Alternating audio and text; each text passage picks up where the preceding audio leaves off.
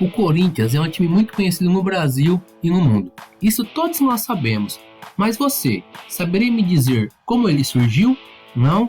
Então se liga no vídeo porque hoje iremos falar sobre a incrível história do Esporte Clube Corinthians Paulista, de forma desenhada.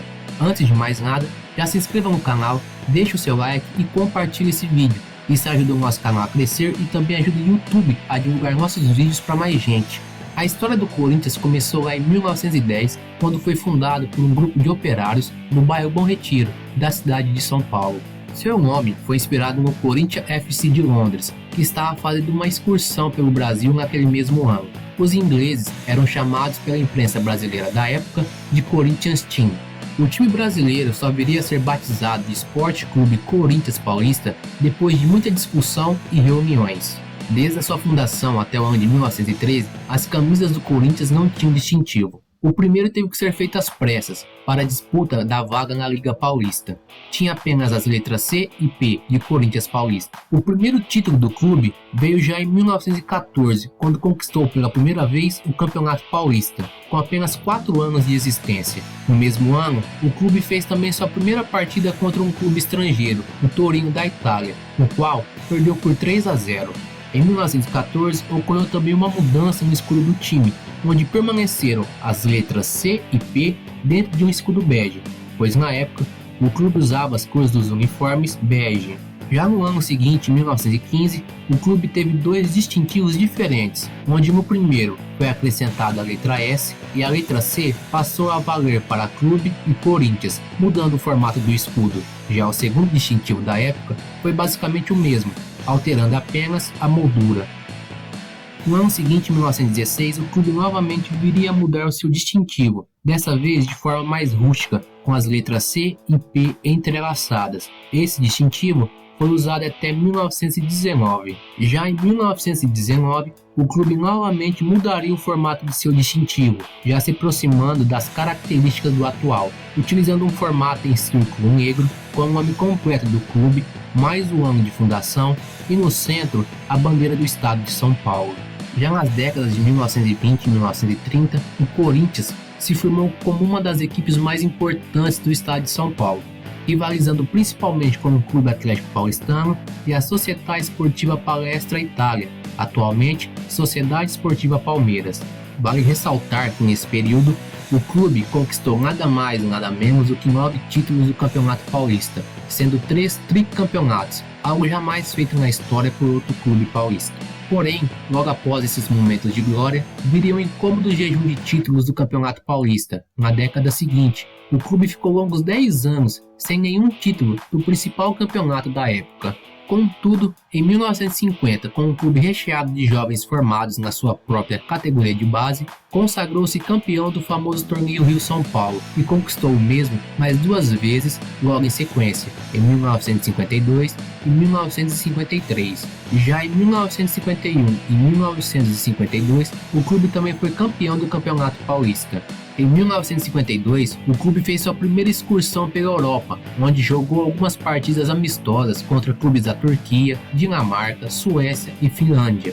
Na década de 1960 e meados de 1970, o clube conviveu com um incrível jejum de títulos. Porém, em 1976, ocorreu a primeira grande invasão corintiana em um estádio adversário, e isso foi no dia 5 de dezembro daquele ano, no estádio do Maracanã, quando a torcida corintiana fez a loucura de colocar mais de 70 mil torcedores em um estádio rival. O jogo, no caso, foi contra o Fluminense pelo Campeonato Brasileiro. Que loucura, hein, torcedor corintiano? O jejum de títulos do clube veio a terminar somente no ano de 1977, em um jogo memorável contra a Associação Atlética Ponte Preta, no estádio do Morumbi, quando o Basílio fez o gol que acabaria com o jejum de títulos do clube. Em 1979, o distintivo do clube viria a sofrer mais uma alteração. Em 1939, o pintor português Antônio Ferreira de Souza pintou a âncora e os 2 remos ao redor do escudo redondo do clube. Já em 1979, foi incluída uma boia ao redor do escudo redondo e também foram modificados os traços da âncora. Na década de 1980, surgiu a então famosa Era da Democracia Corintiana. Os resultados ruins em campo levaram às mudanças na diretoria com a saída de Vicente Matheus. Os jogadores passaram a ter papel ativo nas decisões do clube. Tudo era resolvido pelo voto, das contratações até o local de concentração. Junto com a democracia corintiana, veio novamente uma mudança no distintivo do clube, na qual seria a última e que é utilizada até hoje. A bandeira central ganhou movimento, bem como foi redesenhada para repetir a bandeira oficial do estado. A boia em volta do círculo foi disfarçada e amarras foram colocadas para completar o escudo. As mudanças da era da democracia corintiana surtiram efeitos já em 1982, quando o clube comandado por Sócrates, Birubiru, Zenão e companhia conquistaram o Campeonato Paulista em cima do arquirrival São Paulo. No ano seguinte, o Corinthians mais uma vez enfrentou São Paulo na final do Campeonato Paulista, conquistando o título mais uma vez. Que freguesia do São Paulo, hein? Em 1984, o clube chegou a mais uma final do Campeonato Paulista, buscando seu quarto tricampeonato, algo que iria entrar para a história do futebol brasileiro. Mas o Corinthians perdeu o título para o seu outro arquirrival, o Santos. O primeiro título do Campeonato Brasileiro do Corinthians só veio em 1990. E olha só, sabe em cima de quem o Corinthians foi campeão brasileiro daquele ano? Não? Do São Paulo. Isso mesmo, a freguesia do São Paulo para o Corinthians era demais, hein? O que vocês acham?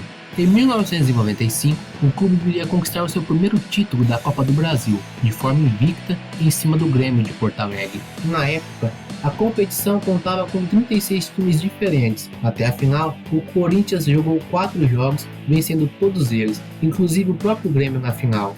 O Corinthians viria a ganhar mais 2 campeonatos brasileiros antes dos anos 2000, em 1998 e 1999, se tornando tricampeão brasileiro. No entanto, em 2000, o Corinthians ganhava o seu primeiro campeonato mundial, em cima do Vasco, numa final disputada no Brasil, no estádio do Maracanã.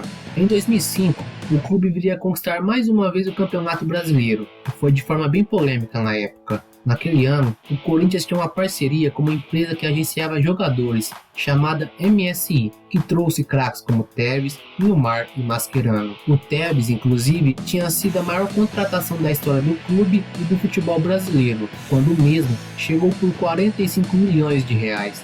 É muito dinheiro, não é mesmo? Porém, em 2007, a parceria MSI e Corinthians acabou e todos os craques do clube foram embora, desmanchando o time, fazendo com que o Corinthians caísse para a Série B do Campeonato Brasileiro daquele ano. Essa foi a primeira e única vez que o clube caiu para a Série B. No ano seguinte, porém, as coisas começaram a mudar no clube. Depois de um período de instabilidade e com o fim da parceria, o Corinthians conseguiu chegar à final da Copa do Brasil, sendo vice-campeão, perdendo a final para o Sport de Recife.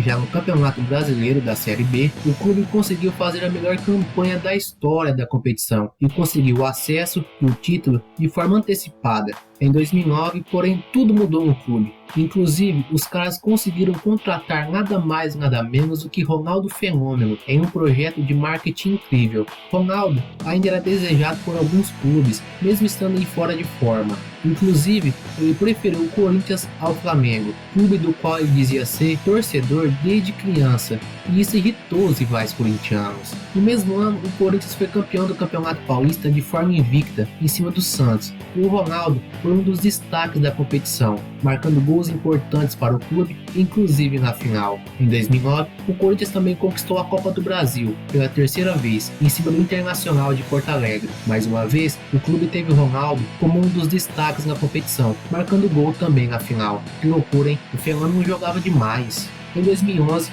o Corinthians começou o ano com uma eliminação precoce na fase preliminar da Libertadores, e isso culminou na saída dos ídolos Ronaldo e Roberto Carlos. Porém, no mesmo ano, o clube deu a volta por cima, e após ter sido vice-campeão paulista, o Corinthians se sagrou campeão brasileiro daquele ano novamente, chegando ao seu 5º título nacional. Porém, meus amigos, em 2012 foi quando tudo deu certo para o clube e o torcedor corintiano. O Corinthians fez uma das mais importantes temporadas da sua história. Após conseguir manter o elenco base, campeão brasileiro do ano anterior, o clube se consagrou campeão da Copa Libertadores da América, título que jamais tinha conquistado na história. E a campanha do clube no torneio foi surreal. Os caras foram campeões invictos em cima do todo-poderoso Boca Juniors. E não para por aí não. No mesmo ano, o Corinthians conseguiu conquistar o seu 2º título mundial de clubes, dessa vez em cima do Chelsea da Inglaterra, vencendo o jogo por 1-0. Os dois jogos do clube no Mundial ficaram marcados novamente pela invasão corintiana em um estádio de futebol. E tem mais, não foi um estádio brasileiro não. Os caras invadiram o estádio do outro lado do mundo. Isso mesmo, pelas estimativas, afirmam que no primeiro jogo do clube, no Mundial, tinham cerca de 15 mil corintianos. E o mais impressionante é que na final, esse número foi 3 vezes maior. Isso mesmo, os caras colocaram 45 mil torcedores brasileiros em um estádio no Japão. É muita loucura, acho que é por isso que os caras são chamados de bando de loucos. Teve gente que vendeu o próprio carro ou a própria casa, só para poder ir assistir ao clube no torneio. E você, o que acha disso? Deixa sua opinião nos comentários. Em 2003, o Corinthians foi campeão paulista, chegando ao 27º título estadual, e também conquistou a Recopa Sul-Americana. E sabe em cima de quem? Você consegue adivinhar? Se você falou São Paulo, então você acertou. Isso mesmo, mais uma vez campeão em cima do São Paulo. Nos anos seguintes, o Corinthians conquistou mais 2 campeonatos brasileiros, em 2015 e 2017, chegando ao seu 7º título nacional. Conquistou também 3 vezes seguidos o Campeonato Paulista, em 2017, 2018 e 2019. Esse último, sabe em cima de quem foi? Se você disse São Paulo, meu caro amigo, mais uma vez você acertou. Que freguesia, hein? Dessa forma, o clube veio a conquistar o seu tricampeonato paulista pela 4ª vez na história, um feito inédito. Foi a incrível história do Esporte Clube Corinthians Paulista, ou se preferir, apenas Corinthians. E você, o que achou do vídeo? Deixe sua opinião nos comentários e também sugestões para os próximos vídeos do canal. Se gostou do vídeo, deixe o seu like, isso nos ajuda muito. Se inscreva no canal e ative o sininho de notificação, isso ajuda você a ficar por dentro e não perder nenhum vídeo.